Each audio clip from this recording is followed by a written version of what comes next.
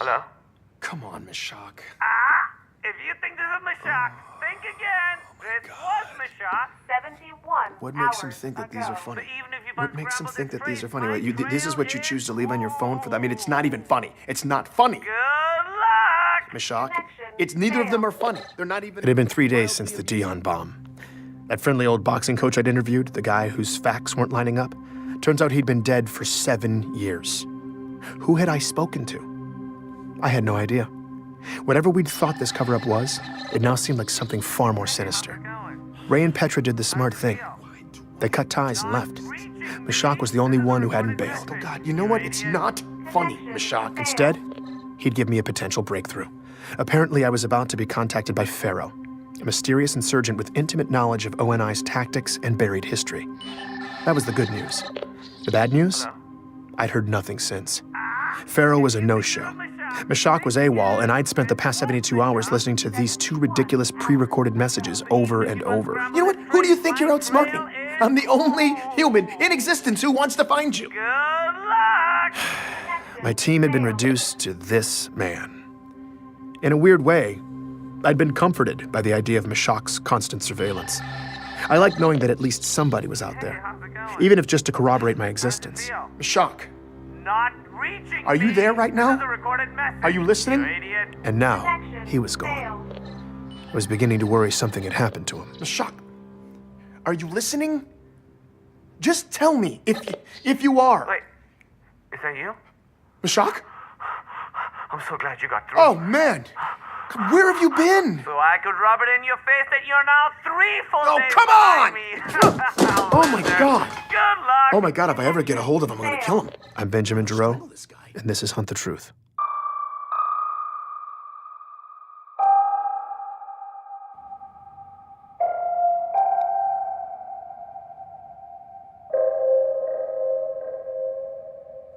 Hey, Ben.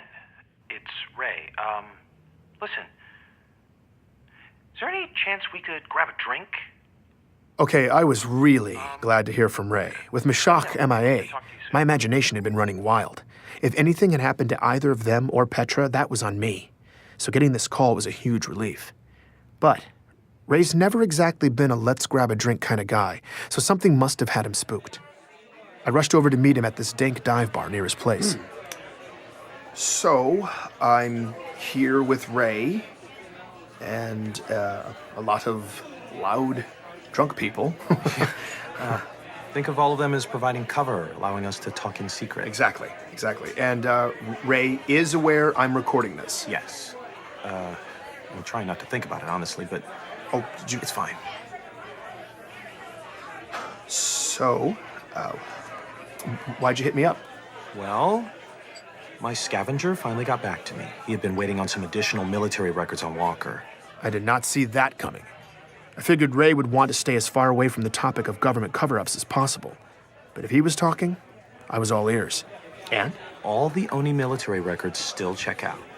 And ONI handles all military records, so... Well, almost all. Ray explained that every enlisting soldier has to sign an affidavit that their service was voluntary. That way, later on, if some grieving family member tries to claim it was involuntary, ONI is covered. But the office created to handle all those records is a rubber stamp joke. Of the roughly 200,000 involuntary service claims they've received over the years, they have ruled the exact same way: family loses, ONI wins. Every single time. The process is so automatic, Ray says, that when his guy pulled the records, it was the first request the system had received from a human being in 50 years. Well, And Ray was here's giddy, where it gets interesting so I knew he was in about to certain deliver the respects. punchline. 180 days after a soldier's service period ends, the system is supposed to refile the record from active duty to retired. No, Yes. Walker's records weren't retired. And they weren't active either. What? Jacob Walker is the only soldier in the entire military database that is neither active nor They retired. missed that? How could they miss that? Nobody checks? Nope. Nobody but me. Ray had caught ONI in a major admin snafu. And I guess he was on a roll because what he said next blew my mind. mild-mannered analyst Ray Kurzig had used my recording of Walker's voice as a template to scan the slush for voice-matching audio. Then I just took Walker's voice That and cross-checked was the straight-up audio pirate on stuff. You what? Ray. You're an animal right now. Who are you? Oh, you are gonna love what I found, Ben. Get ready to take back the road, Ganymede. This is your chance to be one of the first on the planet to have your very own hog. More than 3 tons of... Here is our boy, Jacob, 19 years ago, hawking utility vehicles for some random dealership. One of Oh the my God. must-own and best-driving It's a utility commercial? vehicles on the market. Yeah. The new 56 hogs He's an are shipping actor. now. Visit or call a qualified dealer. It's Beauty and the Beast. I couldn't believe it. I was listening to one of the military sources O&I provided me doing a commercial for a hog dealer on Ganymede, when Records had him stationed on the other side of human space. O&I had completely faked Walker, and Ray had caught the stupid bastards red-handed. That's incredible. Sitting there, having that drink, all the frustrations and anxiety that had been blaring in my face for weeks started to fade. Was it a bomber jacket? We ordered another round. Ray was actually being funny. I don't even think we were talking about the story anymore, and for a little bit, I felt normal. Oh, man. It didn't last, though. Implications were percolating in the back of my mind, and it wasn't long before it all came roaring back. If Walker's boot camp stories weren't real, then the fog around the chief's origins extended beyond his fabricated age 16 enlistment. How far did it go? Where did the truth even begin? All I knew at this point was who I had to speak to the moment I walked out of that bar. It was the only person that Walker's tale had contradicted, and it was someone I'd totally blown off. I just hoped Anthony Petrovsky would take my call. Oh, so now you want to hear my story, Yeah. huh? Yeah, hey, look, I owe you an apology. When we spoke, I didn't know what to believe, and I really should have given you the benefit of the doubt, man. Okay. Just don't get too weird, all right? It was awkward, but after a few minutes, Petrosky eventually started warming up. And I've been listening to your story. Really? What do you think? Well, I mean,Oni's lying. Yeah. Nah, it's disgusting. Yep. You know, they just make up whatever the hell they want, like we're all stupid or something. You know, just like, oh, where's the problem? Deep space? Well, let's just throw a glass planet at it, toss in some insurrectionist bad guys, and the story's good to go. You know, it's ridiculous. It's so ridiculous. But all your outer colonies people, though, the listeners, man, they're tearing that crap down. You know, it's great. Oh, It's great. I know. I knew exactly what question I had to ask Petrosky, but I didn't want to ask it. If I was being honest, I'd been avoiding it my entire career. The Spartan program had a dark cloud around its origins. Civilians had no idea, but soldiers had always whispered about it in the ranks. Even the few scattered details I'd gleaned during my years reporting from the front had been enough to convince me that this was one stone I didn't want to overturn. I was embarrassed to admit I'd just avoided it. But I couldn't avoid it anymore. Anthony would tell me everything. I just had to get up the courage to ask, and when I did, here's what he said. Look, all I know is rumors, but everybody whispers about it. Now, Oni kidnapping little kids, leaving behind decoys to cover their tracks. Just clones. Clones that were doomed to get sick and die. And all the families thought they were burying their kids.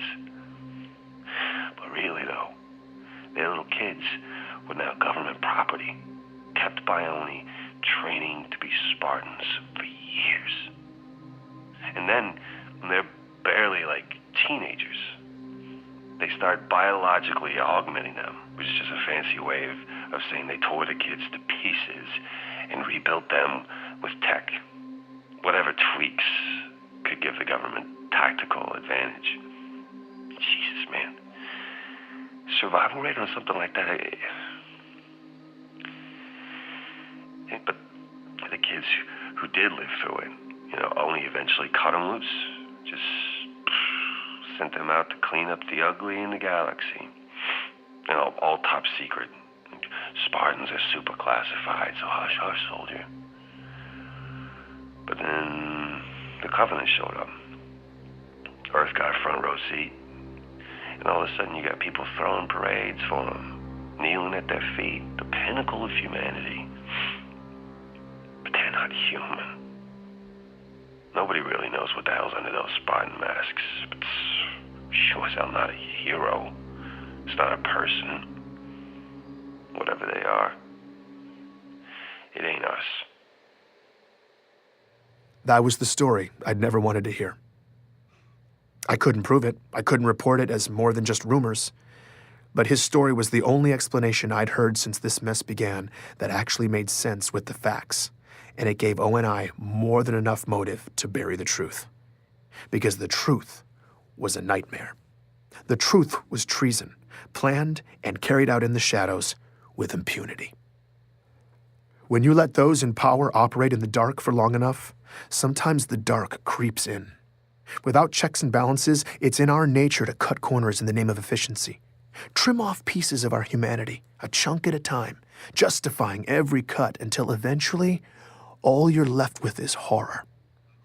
By coming forward, Anthony had just broken a rigid code of silence. Don't you have like a... I asked him why. A code of conduct or something you have to follow? Whose code? Huh? Oni's? Yeah, I don't care about that. Look, I don't blame that John kid. Master Chief, whatever the hell they call it, just does what the masters program it to do.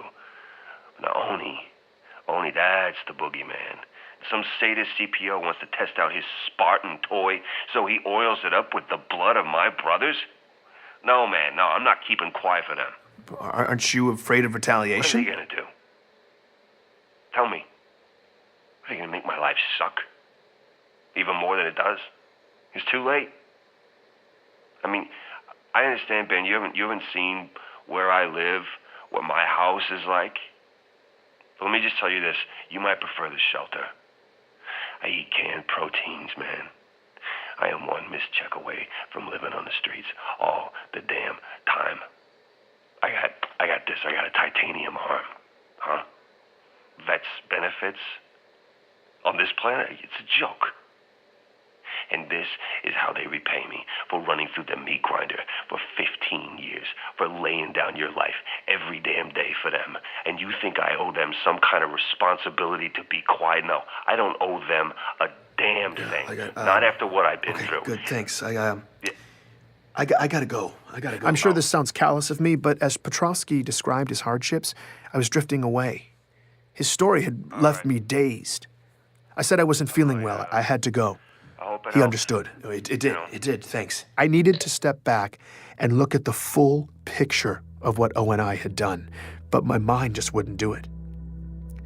Instead, I was fixated on one odd piece. The doppelgangers made to replace the kidnapped kids.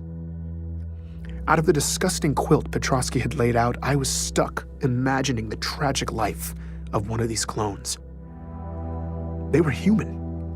They were created in a lab, altered so their bodies grew painfully fast, their bones stretching by the hour, newborns inflated into 6-year-olds. Someone taught them to walk, to speak. Did their handlers touch them? Did anyone look in their eyes? Did they have names? When it was time, ONI plopped them into some other kid's life, leaving them alone in a dark, unfamiliar room in a bed that was probably still warm. In the morning, a family would walk in, strangers who wouldn't even know to explain any of this to them. No one would comfort them. They were completely lost. And then these small children would begin to die, breaking, withering away, surrounded by confused, heartbroken strangers who were powerless to help them, all the doctors making frantic attempts to stop the spreading rot from eating this little, terrified person alive. It was all just desperate wailing against the inevitable, and they would be forced to endure all of it, because no one knew the truth, that these children had lived in chaos until they died in excruciating pain because someone had designed them to do just that. The nightmare the clones endured was not a byproduct of ONI's plan. The nightmare was the plan.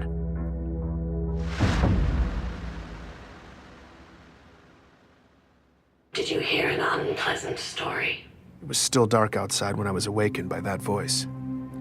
I live alone and someone was calling me from the shadows. Ben, come in here. I was petrified. Then I realized it was coming in over one of the networks. My communication system had been hacked. I started recording. FERO was finally here. And apparently, she'd let herself in. Did you listen this time? Yes, I did. I feel like if people knew this story, if we could prove the cover-up, it could really start a fire. Maybe, but you only have so much reach. With only controlling 90% of communication, that fire might take a while to spread. And we're not sure we have that much time. Not with what's coming. What? What's coming? The anomalies in deep space your friend Mishak has been tracking. We don't know what it is yet, but it's getting stronger. Pieces are moving out there, and we have to move faster. Okay. How? There are friendly ears in the UEG. People who have been kept in the dark, many of them with real power. And if they heard your story, they would come down hard. Who are you talking about? Politicians? Who's O&I been keeping in the dark? There are high-ranking senators who don't know about any of this. You need to tell them. Speak truth to power. Get Oni Brass in the same room when you do it so they don't have a chance to spin it, and the senators would be able to blow it all up right there. Okay, but what am I gonna do? Arrange a roundtable with O&I chiefs and Senate leadership? Even if those people ever were in the same room, they wouldn't invite me over to ambush half of them. I don't see the opportunity. We create the opportunity. How? By creating panic. We give the public a hard truth. Ugly information that Oni can't contain. The cover-up, the Spartan program stuff. No, that's what will ignite the senators. The public needs a headline, imminent and explosive. Your story will make waves in the outer colonies, but on Earth and everywhere else, it's too complex and historical to cut through the noise. We don't have time for a slow burn. The public needs to hear a simple message. That we all might be about to die. And that's what we'll give them. FERO was a force of nature, and something big was about to happen. It would get sympathetic politicians and O&I leadership all in the same room and set the table for me to lay out my proof, expose the cover-up, and blow it all open. Oni will be right where you want them, and then I'll open the door. And once you're in, you go for the throat. Please join me for the next episode of Hunt the Truth.